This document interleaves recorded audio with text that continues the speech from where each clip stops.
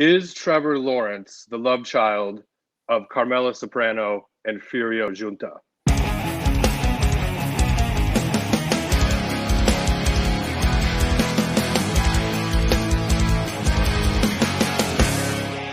What up? What up? Here we go. Episode 1, Profits Fantasy Football Rundown. We got our guest star, the guru, JM. What up, JM? What up? What up? How's it going? Good to be with you, man. Yeah. So here's the thought process here. We're going to give you 3 quick startums and situms at each position, each relevant position. We'll get into it later. No kickers, no defense. Why bother? I don't think anybody needs to hear whether Jason Hansen from the 1989 Lions can kick a 57-yarder still or not, but we can discuss that later. I don't even think the Lions have a kicker. I mean, they do, but no one knows who he is. The drunk driver was the greatest kicker of all time, Matt Prater. And they let him go, which, you know what this tells me? And by the way, for those of you joining us for the first time, we're both born and raised in Detroit. So we're Lions fans reluctantly, but so definitely Matt Prater was God. We actually had a great kicker when the team sucked. And when the team was good, we can't have a kicker. So maybe not having a kicker is a good sign for the rest of the team. It's a good sign for things to come. I don't know who it is. Yeah, they had a couple guys in, and they cut him. I think they cut both kickers, and I seriously have no idea who their kicker is. It's just ridiculous. They just pulled a 12-year-old soccer kid from the YMCA, local YMCA there in Clarkston, Michigan. Yeah. All right, so here we go. We'll start with quarterbacks. We're going to give you, like we said, three startums, 3 situms based on matchup, obviously, and we're going to try to help everybody develop a smarter team this year. JM's going to have a lot more info than I am. I'm a little bit out of the loop, but I'm trying. I'm back. So you're good. You're good. You're back in the mix. All right. Well, let's start off with stardom quarterbacks. Let's go with Eagles quarterback Jalen Hurts. He's in a great spot to put up numbers in Atlanta. Falcons have one of the league's most questionable pass defenses. Here's a tidbit for you. Last season, road QBs averaged over 23 fantasy points per game against them. Falcons also allow the 9th most rushing yards to opposing QBs, and I see Hurts doing that on the ground as well as through the air. And I think as of yesterday, the over-under on this was 48.5. Either way, I think this should be a high-scoring affair.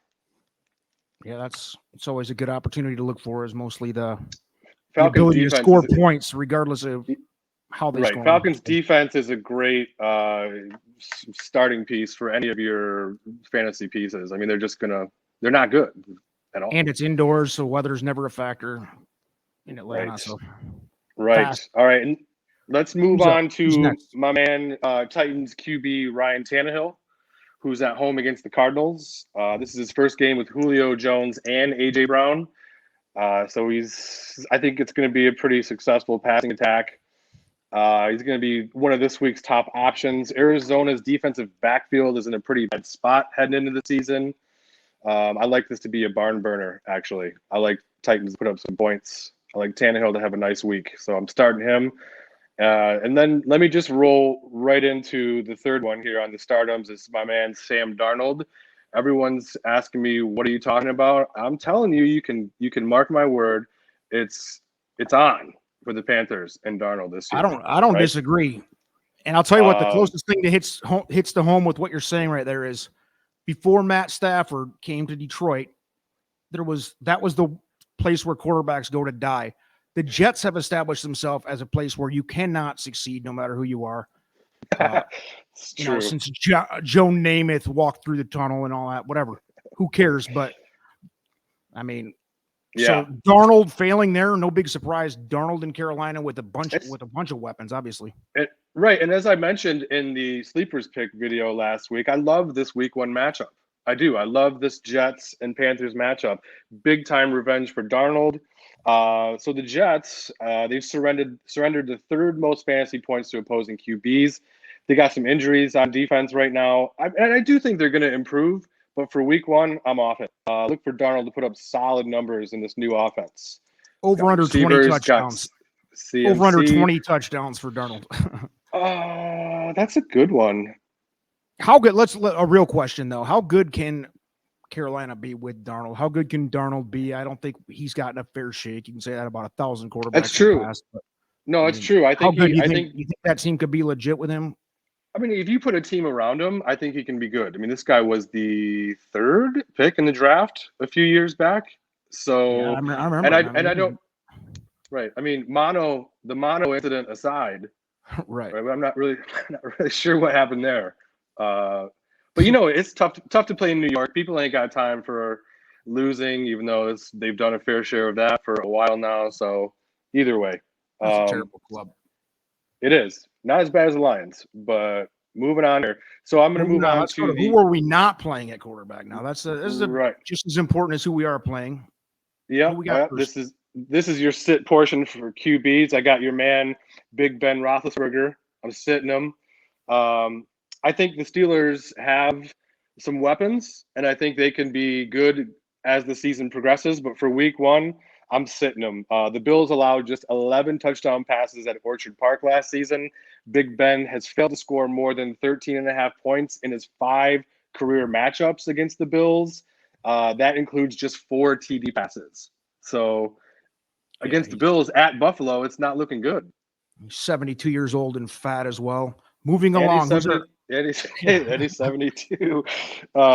So next on the sit list, I got Derek Carr. Las Vegas Raiders now. LV. Not sure how I like that. I'll never it's stupid. They're at Baltimore. So Carr's going up against a Ravens defense that surrendered a mere 7 touchdown passes and 16 fantasy points a game to opposing QBs at home.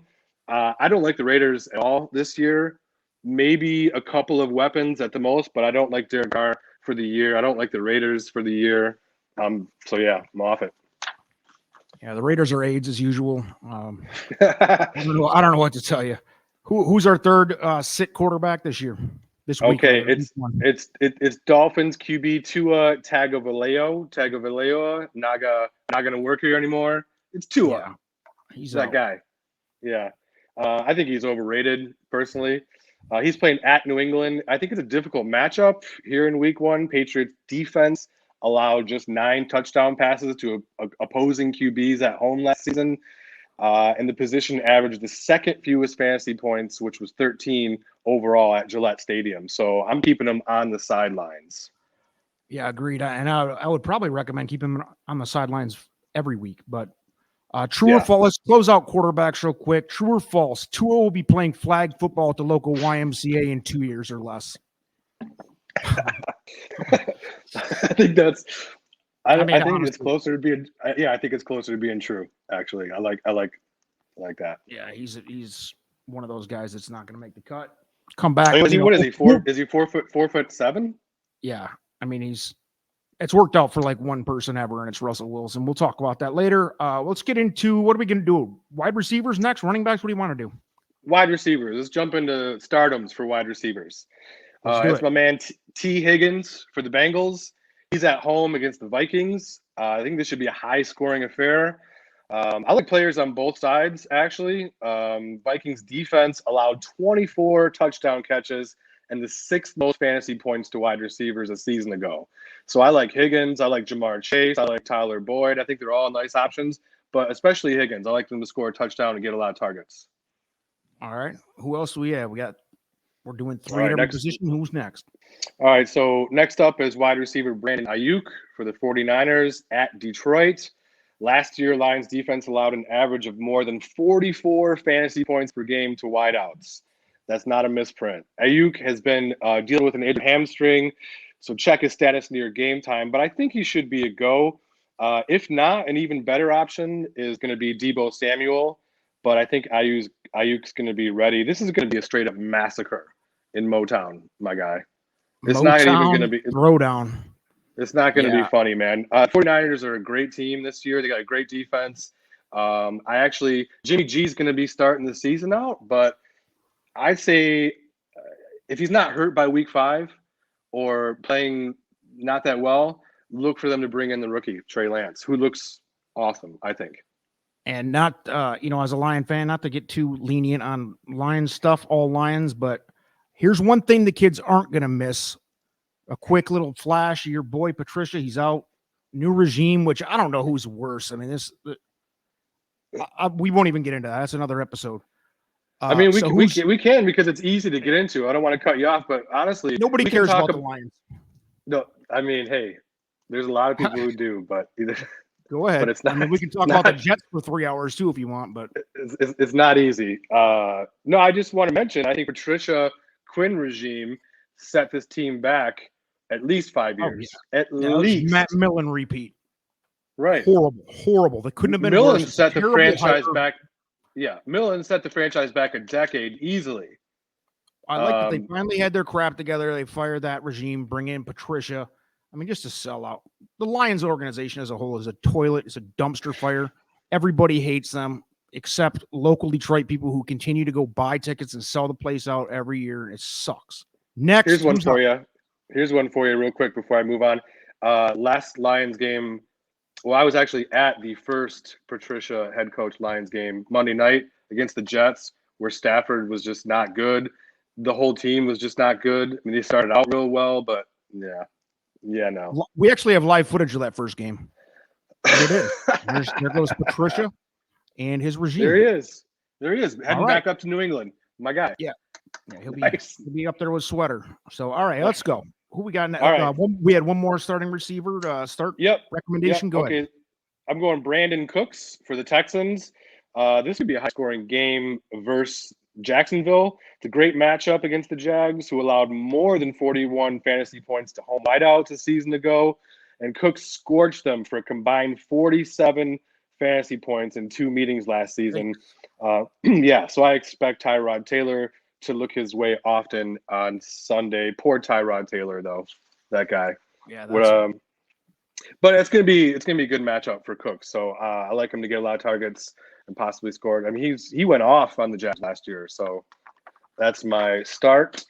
Let's go to sit him. And before we go, because I'm gonna cheat. I'm gonna cheat. I got a list in front of me of who you have for sit-ems.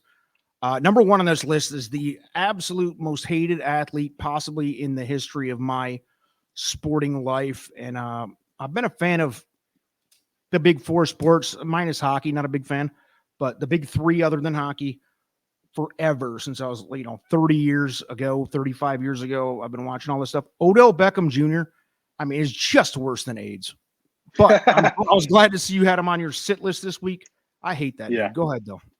Yeah, so that's a tough matchup. I'm definitely sitting him this week. I know a lot of people probably drafted him in their leagues, but he hasn't played a meaningful game in a while. He's coming off a major knee operation, and the Chiefs allowed an average of just 135 receiving yards and the second fewest points to wideouts in 2020. So it's not a good matchup at all. So I don't really love him going forward either, to be honest. Cleveland's going to be good. I like the Browns. I like what they're doing. They don't need him. That's the beauty of it. I mean, they got enough weapons. Right, he can be a decoy for the most part. So that's number 1 on the sit for wide receivers. Number 2 on the sit list, we're going to go with Allen Robinson of the Bears. He's playing at Rams, going against Jalen Ramsey. Rams were number 1 defense against wide receivers in fantasy last year. I'm not sold on the Bears offense at all. I mean, we're talking about Andy Dalton here, my guy. Yeah.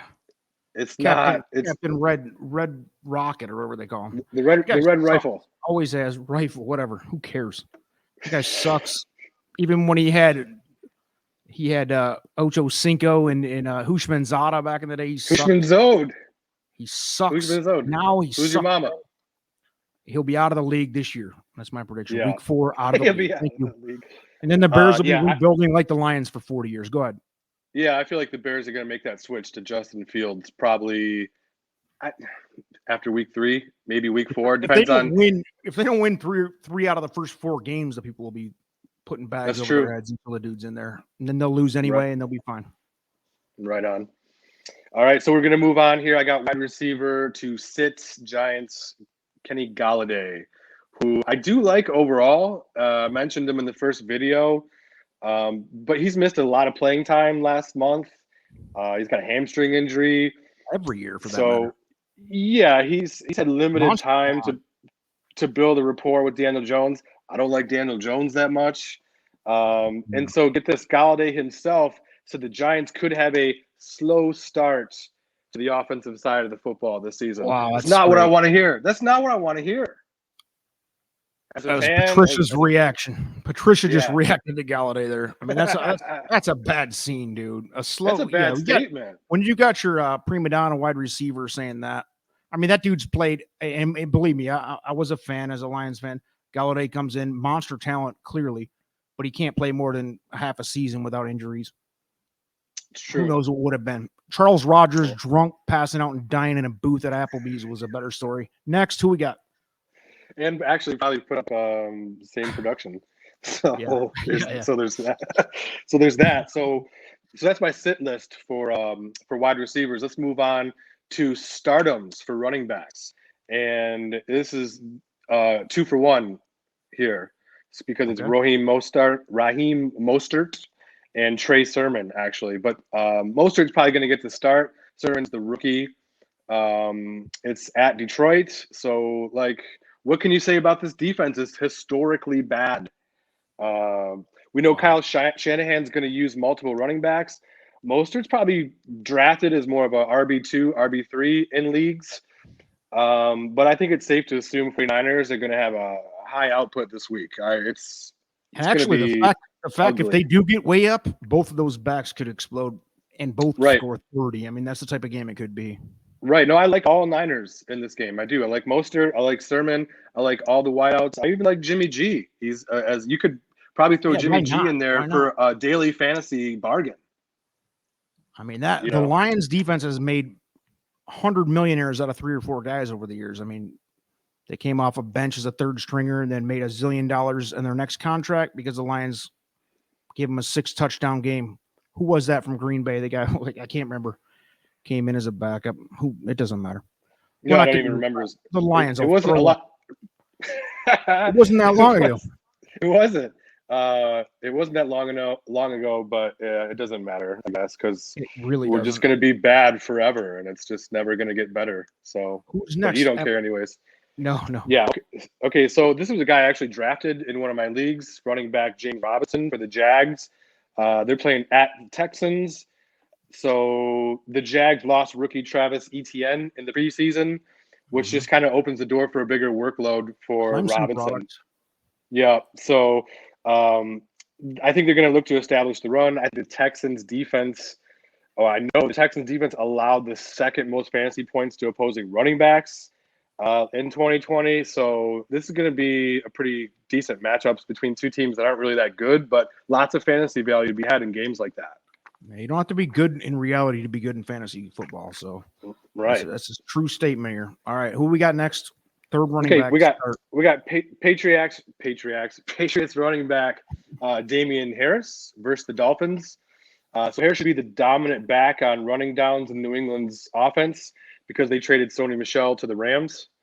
And they still have James White as a top catching option, but I like Harris's chances near the goal line, especially with no more Cam Newton. And I feel like the Patriots are going to lean more on the running game to help out that rookie QB, Mac Jones.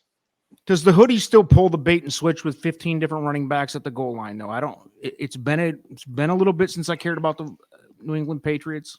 In all honesty, does he still? I've always hated him. Hate him a little less without Brady, but either way, clearly, I mean, actually, without Brady, is it possible that I'm actually rooting for the Pats? Probably not. No, because Cam Newton's worse. Actually, one of the few human beings on the planet that I hate more than Brady. So, okay, we'll move along. Over under on how many running backs touch the ball for New England, though? 15, 16. I'll settle at 10. All right, who are we sitting at? What's the over under on Cam Newton's hat collection? Oh, God. I don't even want to. That dude makes me puke. I hate him. I live close to the home here where he was God for the last 5 years, and he's terrible. Never liked him. He's fine. Go be a rapper or actor or whatever you're going to do because you're not a football player anymore. Goodbye. Next, who we got? Bye-bye. Okay, so we're moving on to the sit portion for running backs, and I'm sitting Raiders running back Josh Jacobs versus the Ravens. That's on Monday night. I think he's going to be in plenty of lineups this season overall, but I'd temper expectations versus the Ravens defense that only allowed an average of 89 yards per game to running backs last year. He doesn't do much as a receiver, and he could split carries with Kenyon Drake. So he also missed practice Monday and Tuesday, and I think he's questionable at this point for Monday's game. But I do not like Josh Jacobs in week 1. I'm sitting him. I don't like the Raiders this season, period. Yeah, it could be a bad look altogether. Who else we got at running back to sit? We got your boy DeAndre Swift for those Leos. They're at home against the 49ers. As of last night, he was questionable, but I read today that he is ready for week 1. If he suits up, I expect him to be limited, and I think he's going to lose carries to Jamal Williams. 49ers defense is extremely solid and not an ideal matchup at all. So I think he's going to put up decent numbers like as he gets healthier going through the season. But week 1, it's not a good look at all. I mean, I hate it, actually. Now, as we watch some footage of Lions training camp this year, can we expect that, is Swift this good, or is this just another talented person that, their career is going to be destroyed by the Lions in general? Could be the latter. I mean, it'd be easier to say for sure. He is good. Oh yeah. In PPR leagues, onto a good team, monster. Right. Great last year. Yeah, especially in PPR leagues, catches a lot of balls out of the backfield. I actually had him in a league last year, but I don't love the first few weeks. Actually, at least week 1, no way. It's rough, too rough. So let me move on here to number 3 on our sit list for running backs. It's Bills running back Zach Moss versus the Steelers. So Moss might be a decent RB2 or flex play down the road, but once the Bills offense gets rolling, but Pittsburgh's defense only allowed 85 yards on the ground per game last season. Only the Saints gave up fewer points to opposing RBs. I don't like Devin Singletary this week either. It's crazy because I think the Bills are going to be good, and they were good last year. They took a major step last year, but they have no run game. So, I mean, I don't know how you might be a sit, watch, and wait with Buffalo on this year, man. I mean, I agree. They turned a corner, but I mean, they circle the wagons. We'll see what the 2021 brings for them. Moving on, we have the last position we're going to cover, tight end. Yep. We like tight end this week. Yeah, I'm starting Washington football team, tight end Logan Thomas versus the Chargers. The Thomas had a great season last year, finishing 3rd among tight ends in fantasy points. The Chargers defense allowed 7 touchdowns and the 6th most fantasy points to home tight ends last season. So I think you'll get a fair share of targets on Sunday, and I'll let him score a touchdown as well. All right, fair enough. All right, and then we're of tight ends here to start. Yep, we got Noah Fant, who was kind of disappointing last year, actually, but he's playing at New York Giants. He's been dealing with a leg injury, but he's expected to be active Sunday. Giants had a tough time against tight ends last year, especially at home, allowing a combined 500 receiving yards and the 7th most fantasy points to the position. I like Teddy Bridgewater running the offense. I think Denver is going to move the ball against the Giants. I think he finds the end zone and gets a fair share of targets as well. And lastly, who's the 3rd selection? Okay, we got Rams tight end Tyler Higbee is at home Sunday night versus the Bears. Last year was also kind of disappointing for Higbee, but he's now the unquestioned top option at tight end after Gerald Everett's departure. So most importantly, he's catching touchdowns and passes from 9, a.k.a. Golden Arm. Yeah, baby. So, 9. We're all fans of 9 here. No disrespect. 9, the great Matt Stafford hopefully gets an MVP award and a Super Bowl ring, Super Bowl MVP award, all that. It's going down for the Rams this year. Let's go. I'm in. Okay, so real quick, the Bears allowed 12 touchdowns and the 2nd most fantasy points to tight ends last season. So I'm all in on the Stafford to Higbee connection. I like it. Stafford likes tight ends in the red zone, always has. Even back with the white-haired idiot Dodge Charger driving Eric Ebron, loser. We drafted way too early and set us back 5 years. We'll go back to that another time, another episode. Let's close it out with We should go back to that after I close this out, actually. Let's be honest. Fine. All right, let's sit. Who we sitting at tight end, and then we'll go back into it. Okay, I'm sitting Bears tight end Cole Kmet in the same game against at LA Rams. He's valuable enough asset as the season progresses. I'm not starting him in week 1 against the Rams. They gave up just 13.5 points per game to opposing offenses at SoFi Stadium last season. Tight ends did not do well against the Rams all year last year. They only gave up 7 touchdowns and 731 total yards all year. It's not a great look week 1 at the Rams for Cole Kmet. And we're going to go back to Dalton again. He is the quarterback. All right, next. Exactly. Then second on that tight ends sit list, we got Seahawks Gerald Everett at Indianapolis. Everett's a solid late round pick in fantasy drafts, but he's still subject to the matchups. Going against the Colts defense is anything but favorable. In 2020, their defense allowed a mere 3 touchdowns and the 5th fewest fantasy points to tight ends. I'd sit him for sure week 1. All right, let's close it out. Who else? Who's the last one? Last one on the sit list is Chargers tight end Jared Cook at Washington. He's highly touchdown dependent, and I see the Chargers trying to get Austin Eckler and the receivers involved a little bit more. It's not a good matchup for Cook. Washington's defense allowed the 3rd fewest total yards and the 5th fewest points to visiting offenses last season. The tight ends averaged just 11 fantasy points overall. And get this, Cook had only 3 games with more than 3 catches last year and was 21st among all tight ends in routes ran per game. And he's 34 years old, which means he's basically 97 in football terms. Check, please. All right. That sounds like a good wrap. You wanted to touch on Ebron one more time, which I don't think anybody cares outside of, again, Detroit. We got to stop with this, Detroit favoritism, because if you're not a Detroit native, you don't care one bit about the Lions. But go ahead. Give me something about Ebron. I mean, other than he has AIDS. They're so historically bad. The whole world knows it. So I feel like when you've got a situation that it's that awful, people will kind of pay attention, right? I mean, when they were going 0-16, tell me people around the country weren't paying attention. They loved it. And we loved seeing Cleveland do it. Thanks, Matt Millen. Thank you, Matt Millen. Yeah, the guy. But like more importantly, that was the nail in the coffin for you as a Lions fan. Once they drafted Ebron with the 10th pick, you were off it. And I remember just being like, well, he's athletic. They need another. He could play receiver. He could line up anywhere, blah, blah, blah. That was not ended my love affair with the Lions. I was done right there. And it was probably 20 years later than it should have been, but true. Done. I mean, it was such a bad. I mean, the Charles Rogers death in the Applebee's, again, I'm going to reference that twice in the same episode. Less of a tragedy than the Ebron draft pick there. But anything else to close it out here?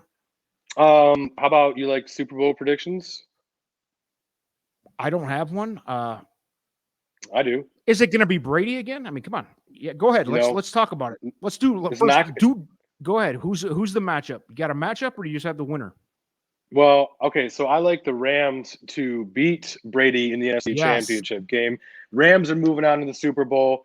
They're going to be playing the Bills, who are going to beat the Chiefs in the AFC Championship game. So 9. Can you imagine?